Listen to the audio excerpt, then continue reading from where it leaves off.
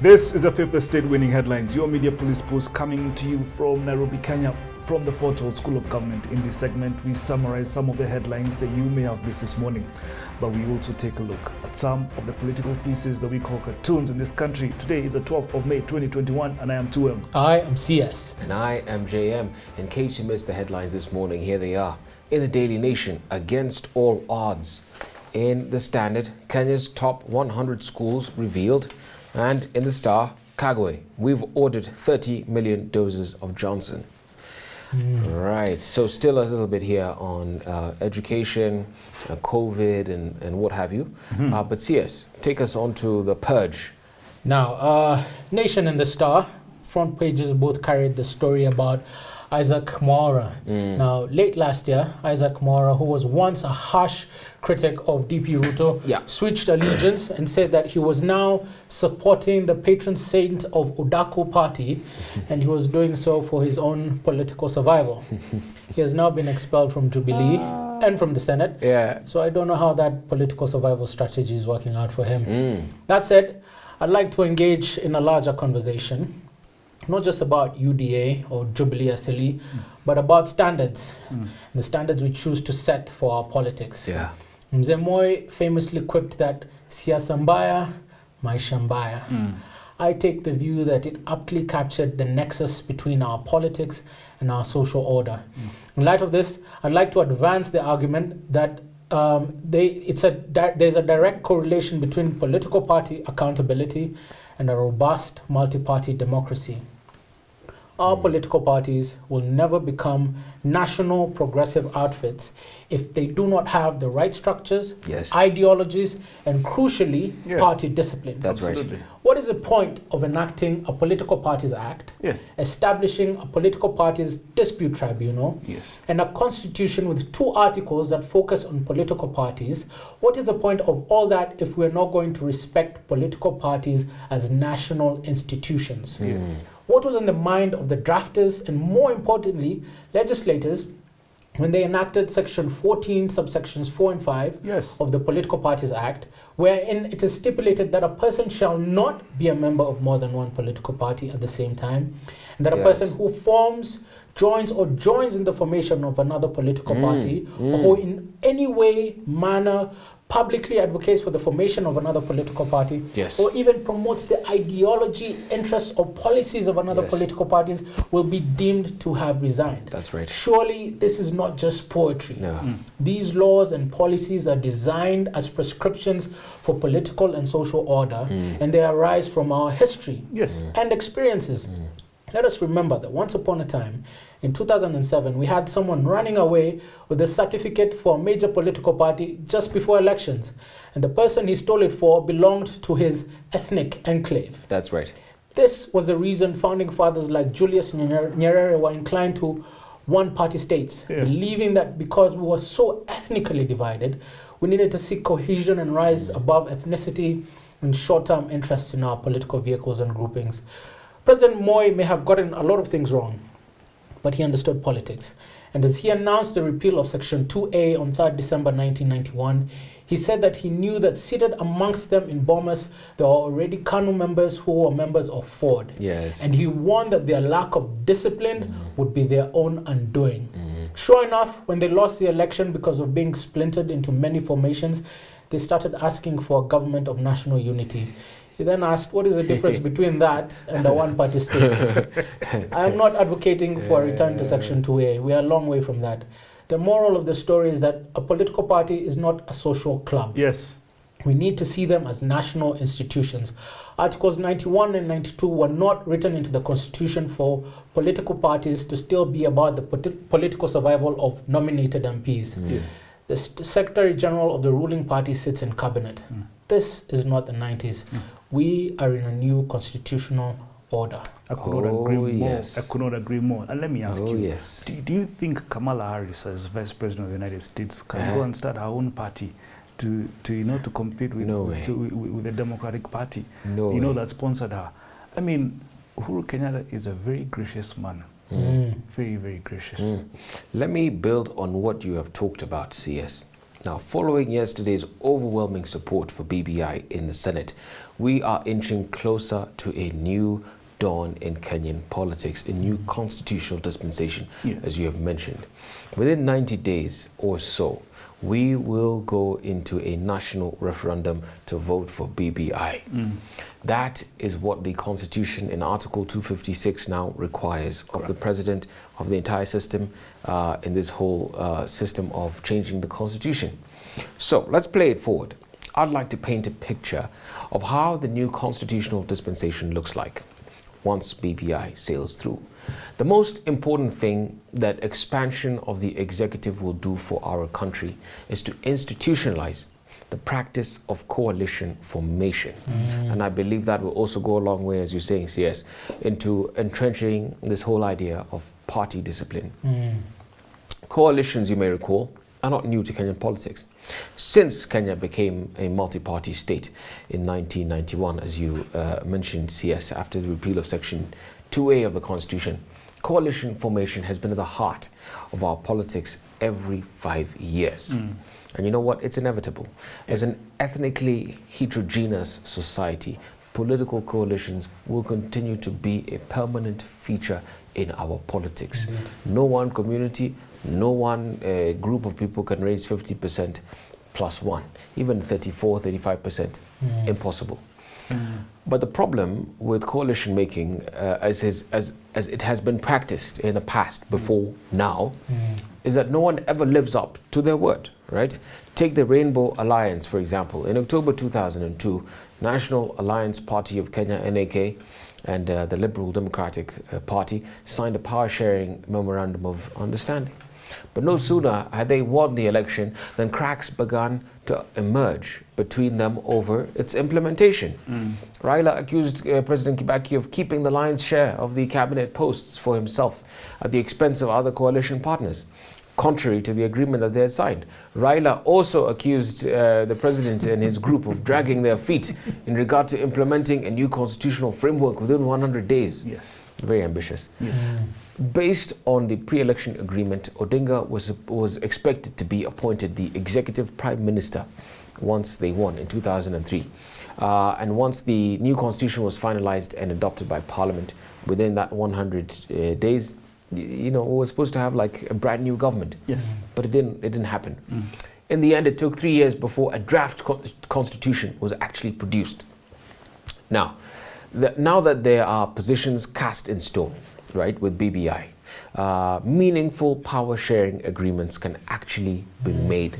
And that's the benefit of BBI, and that is what will stabilize our politics. It'll give us elite consensus, and in addition, it will also enable us to look at enable our leaders. Elite consensus will enable them to talk about now economic development. Absolutely. Today I want to tell Kikuyus a story. It's not a story for all Kikuyus, but those who worship Ruto. Now, one day, at the end of the school year, somewhere in Kiambu, a primary school teacher was receiving gifts from her pupils. Now, the florist's son handed her a gift. She shook it, held it overhead and said, "I bet I know what this is, the flowers." And then the boy said, "That's right." And the guy asked, "But how did you know?" "Oh, just a wild guess," she said. "A florist's son could only give flowers, right?" The next pupil was the candy shop owner's daughter. The teacher held her gift overhead, shook it and said, "I bet I can guess what it is. A box of sweets." "That's right. But how did you know?" asked the girl. "Oh, just a wild guess," said the teacher. The next gift was from the son of the liquor store owner. Now, the cheeky son had replaced the wine from his father with a puppy that always loved to pee. Now, the teacher held the package overhead, but it was leaking. She touched a drop of the leakage with her finger and put it to her tongue. "Is it white wine?" she asked. "No," replied the boy with some excitement. The teacher repeated the process, testing a larger drop of the leakage. And this time, "Is it champagne?" she asked. "No," the boy replied with more excitement. The teacher took one more big taste before declaring, "I give up. What is it?" With great glee, the cheeky boy replied, it's a puppy. To her horror, she had been all along sipping the puppy's urine. What's the story here?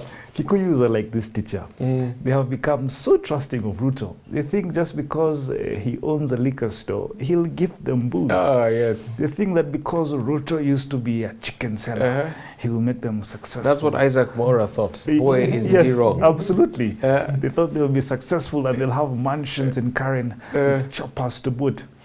Woe unto you, Gema. Verify this man called Ruto. A man telling you to forgo BBI for bottom-up economics is simply selling you snake oil.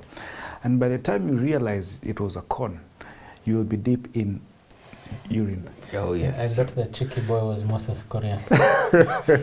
He looks like the type. Well. Gentlemen, we have a 3-part criteria that we use to assess the headlines. Topical or speculative, repetitive, groundbreaking, thoughtful, or just plain lazy. I don't know what you think. Against all odds, Kenya top 100 schools revealed. Still. All still? Still. Okay, sawa. There's nothing new. Aye, boss. Yeah. On to the political pieces we call cartoons. Are they humorous or dry? Satirical or pessimistic? And effective or just plain lazy? Yes. 2M, kick us off. The Daily Nation, I believe. Daily Nation, you have Ndula, caricature of President Uhuru Kenyatta, and there's coming William Ruto there. And Uhuru Kenyatta is actually kicking out Isaac Mwaura in a wheelbarrow. And the caption there, I think that's out of Jubilee. The caption there is no wheelbarrow beyond this point. William Ruto is there. I love it. Yeah. I think this should be our winning cartoon. This is a winning cartoon. Let's put that in the parking bay as we consider the rest. What do we have in the standard? CS. We have RAILA on a camel in the desert with a paper reading RAILA Tosha 2022 while Orengo walks away, and I guess that's probably Otenda Molo and Oparanya on the side. And the camel has, instead of legs, it has people's feet. When I looked at it, it reminded me of the saying that a camel is a horse designed by a committee. Oh, absolutely. I know, it's quite hideous there. Yeah. But Raila is a man to beat in 2022, isn't he? Now, in the Star, we have a cartoon here of former Senator Isaac Mwaura, who has been ejected from his seat by an invisible hand. And another hand on the other side is flipping the BBI document, showing a red tick on the yes vote. And basically, I think referencing his expulsion. I think we ought to give it to the Daily Nation. Absolutely. Daily Nation gives us our cartoon. Let me throw them very far away. Toss. And now, on to our final thought. But before we get there, please don't forget to subscribe to our YouTube channel and hit that like button. And switch on notifications. Yeah, yes. Absolutely. So what is our final thought? And now our final thought. It is inspired by a book titled The Logic of Failure, Recognizing and Avoiding Error in Complex Situations by Dietrich Donner. The book is a study in cognitive behavior by Professor Dietrich Donner, who is an authority on cognitive behavior and an emeritus professor of general and theoretical psychology at the Otto Friedrich University in Germany. He received the highest honor awarded in German research in 1986, which lends some credence to the claim that he is an authority in the field of cognitive behavioral research. By studying what he calls the logic of failure, Professor Donner makes an effort at highlighting the nature of common mistakes and errors in decision making, especially as regards people in positions of leadership. So this may not apply to retail therapy, whether you should have eaten that piece of mozzarella before bedtime. The aim of the book is to outline a basic blueprint and model for improving the necessary skills that can help leaders and policymakers make better decisions.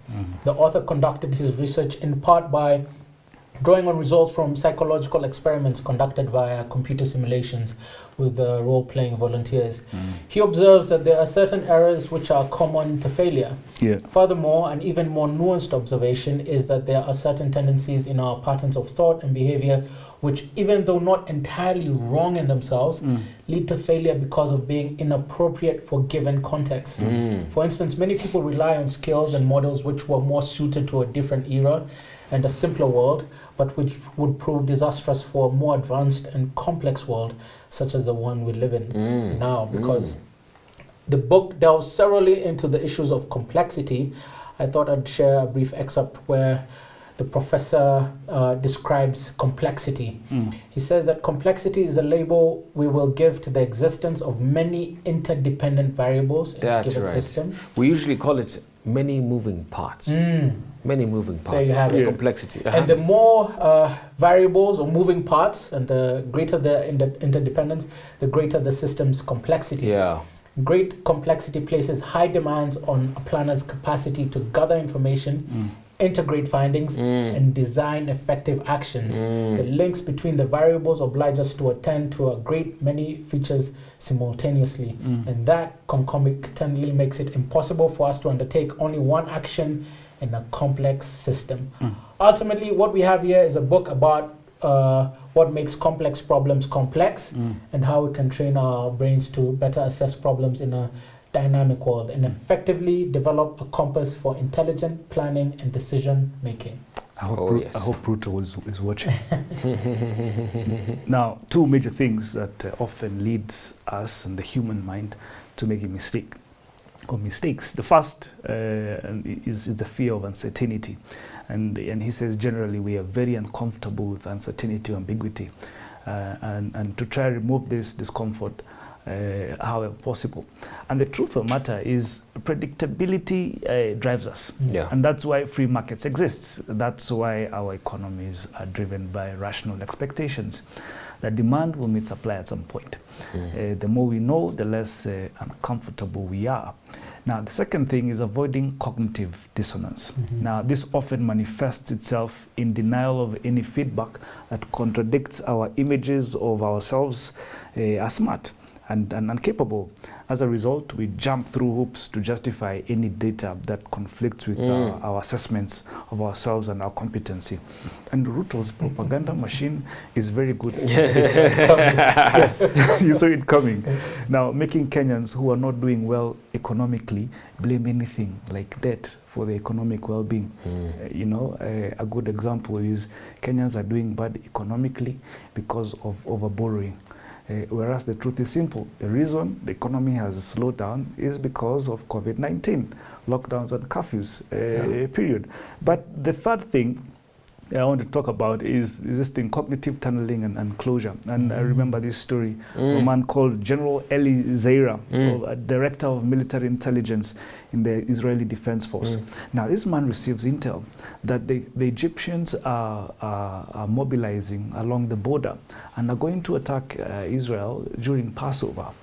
And he refuses to accept that intel, and he says there's absolutely no way the Egyptians will attack Israelis while they are praying while they're fasting.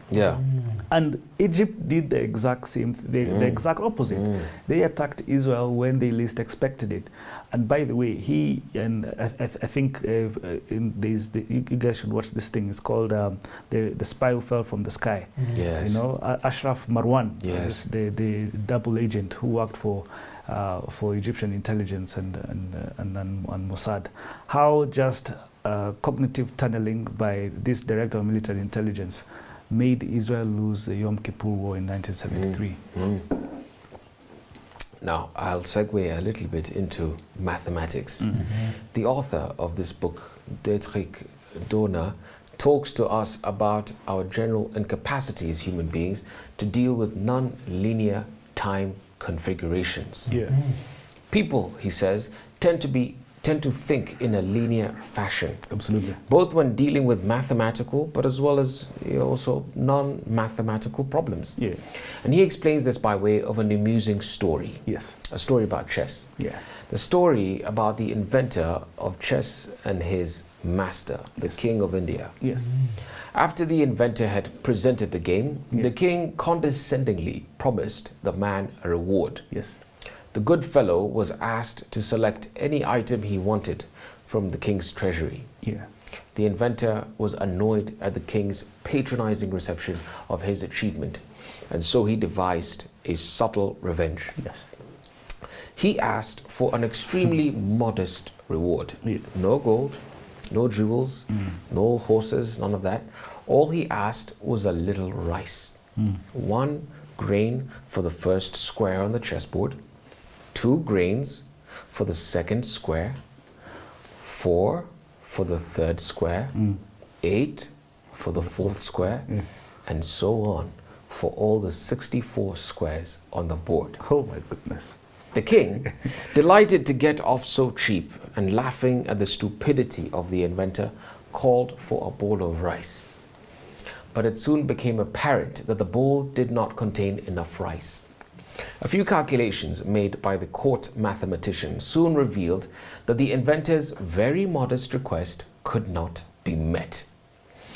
For the last square alone, 9 quintillion, 223 quadrillion, 372 trillion, 36 billion were needed. Here's how that looks. Yes. You have a figure on your screen. Yes. That amounts to 31 million cargo ships if each ship holds 5,000 tons of Goodness. rice. And that is only the amount of rice for the last square on the chessboard. Yes. The last one. Piece number 65 Yeah. of 65. Yeah. The second last square would take much less. About 4 quintillion, 611 quadrillion, 686 trillion, 18 billion. Half of what would be required for that last square. That was now square number 63. Yes. Thereabouts, yeah? Yeah. So the shrewdness of the inventor is not as interesting as the naivete of the king. Yeah.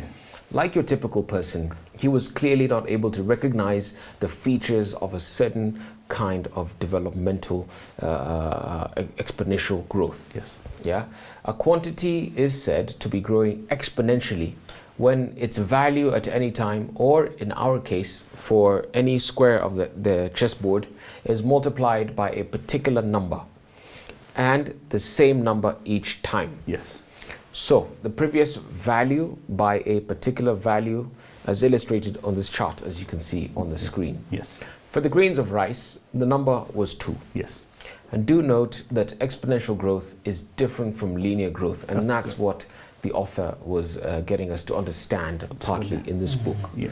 In a linear process, a quantity increases by the same amount, not the same multiple at each step.